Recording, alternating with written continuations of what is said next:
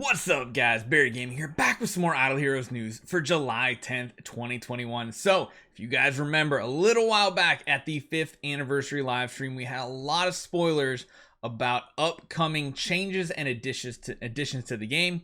One of them being the expansion of Tower of Oblivion. So originally we just thought, oh, this is just going to be something they're going to add levels 651 to 750 or something like that, which honestly I was not excited for. But what the changes they have coming in store for us is a completely different game mode that is replayable every single week. So this is more content we can do.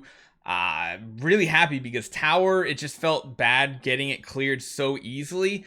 And there might be some emphasis on using some very unconventional heroes to get bonus materials and resources out of this event as well. So let's jump right into it. Now, just remember, this is going to be going on the Android TapTap test servers next week. It's not coming live to iOS and normal Android servers, so don't expect this to come anytime soon. We might see some changes. Make sure you guys take 1 second, hit that subscribe button. We hit 56,000 subscribers. Let's keep on climbing to 60,000 subs, and let's get going.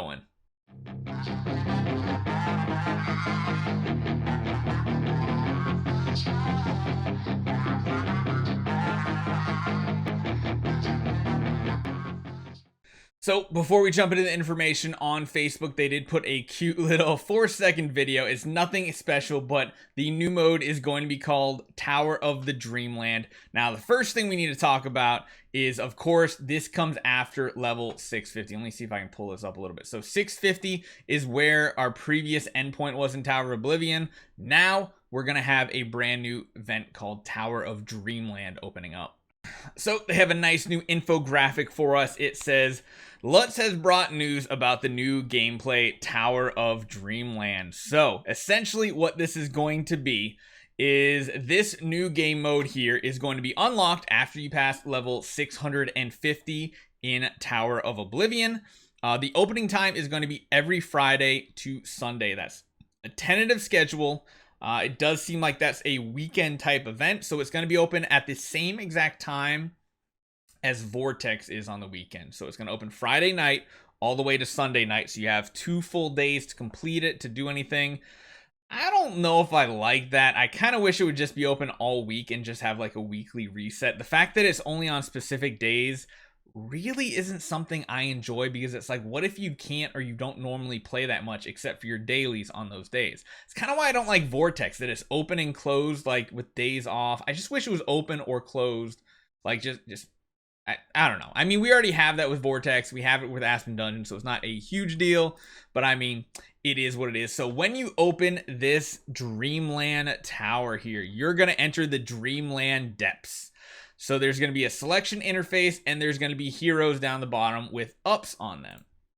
The weird thing is, those are heroes nobody uses, which is very interesting. So each stage of the tower has 10 different depths, and each depth has 20 layers, which is very interesting. So I imagine that when they say the depths, they mean these numbers here. So you have like 1, 2, 3, maybe it goes up to 10. And then each one of them has 20 layers inside of it. In those 20 layers, 15 will be considered normal layers, and the last 5 will be considered nightmare layers. As you go deeper in the layers, the enemies will become stronger. Let's hope there's no debuffs like in Vortex, because you guys know my opinion on Vortex. The normal layers need to pass the upper layers to enter the next layer of the fight. So of course, you be a layer, you move on forward. When 15 normal layers are passed, the nightmare layer will be turned on, and 5 layers will be open for selection. The nightmare layer, after passing it, cannot be challenged repeatedly in the week. So I guess that means you can only do it one time. Not really sure if that means like per grouping or if it's per layer. It's not a ton of information. So hopefully we can get access to a TapTap account that has 650 done. If you are out there and you play on TapTap, please let me know if you wouldn't mind me jumping on and testing it out when it first comes out. I would love to see the gameplay live. I know I'm taking that away from you, but if you do have a TapTap account that has 650 cleared, because mine doesn't, I'd really appreciate it. Fans can unlock the next dream path next week after passing through the 15 normal layers. So if you're starting on 1, you clear all normal 15, then you have to wait for the next week for it to reset to then challenge level 2, it sounds like. For example, if you clear ordinary normal level 15 of depth 2 during this week, you can then unlock depth 3 in the following week. So the depth you can choose next week is 1, 2, or 3. So you can challenge any previous ones, but I imagine the higher the level, the depth, the more you're going to receive as far as currencies goes. So as you see here at the bottom of the interface, there is, let me zoom in on this for you guys a little bit. You'll notice there's some upped heroes to pick from here. I don't have the exact translations here, but I think it's like resources you can get bonuses of. It says there will be a bonus and battle bonuses when using these up heroes that are carried in the lineup of your team. Upped heroes are divided into 2 types: advanced and normal. The combat bonus brought by advanced up heroes will be higher than that of ordinary up heroes. So I wonder if this is like the normal ones are down here. And then, yeah, here it is, the normal. So actually what these percentages are seem like they're buffs to your team. Maybe it's like attack and HP. I wish we had like the translations. Let me take a look somewhere real quick to see if there are any translations here. No, it doesn't look like anybody translated that. Sorry, I wish I could get the information.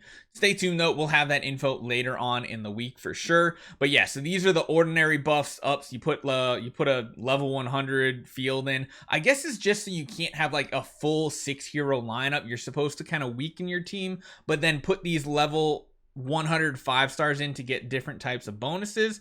That could be pretty cool, especially if it's random. It makes you have to keep heroes, at least one of every 5-star, which is cool. It might actually require higher levels of them as well as you go to higher depths. We don't know. In each period, you can view all up heroes for the current period, and you can preview some of the up heroes for the next one. So they'll give you a heads up for the next week what heroes are going to be upped heroes for that week. That's pretty interesting. It's a cool concept. I kind of like it.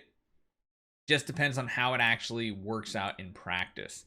Next section is the reward settlement. So as you see, we have a lot of brand new icons. There are things like wood, stone, iron, gemstones, some weird bottles. We don't know what they are just yet, but we'll get them very soon. The Tower of Dreams mainly produces the materials required for subsequent Homeland gameplay.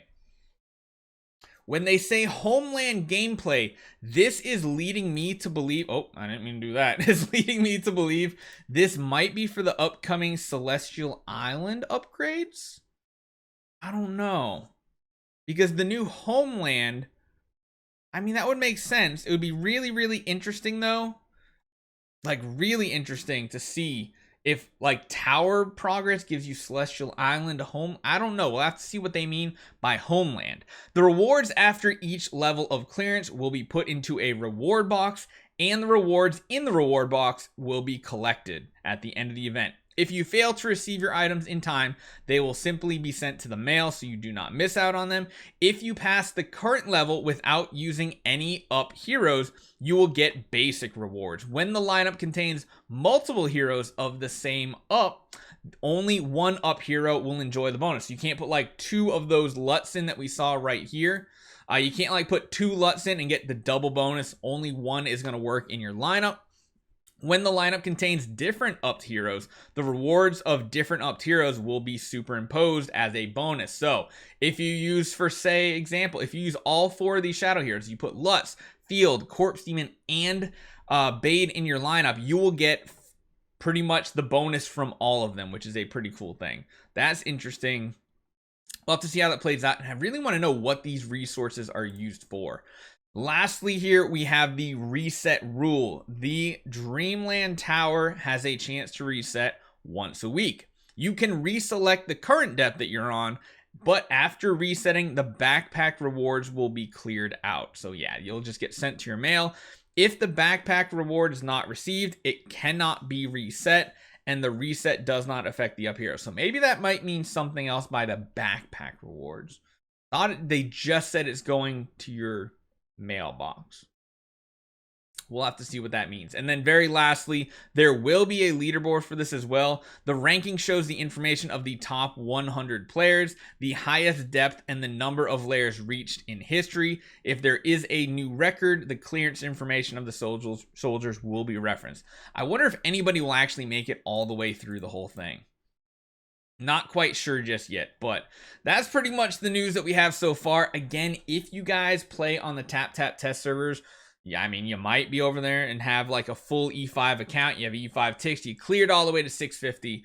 If you are willing to let me jump on it, because I do have access to the TapTap test servers, my account just is not that good.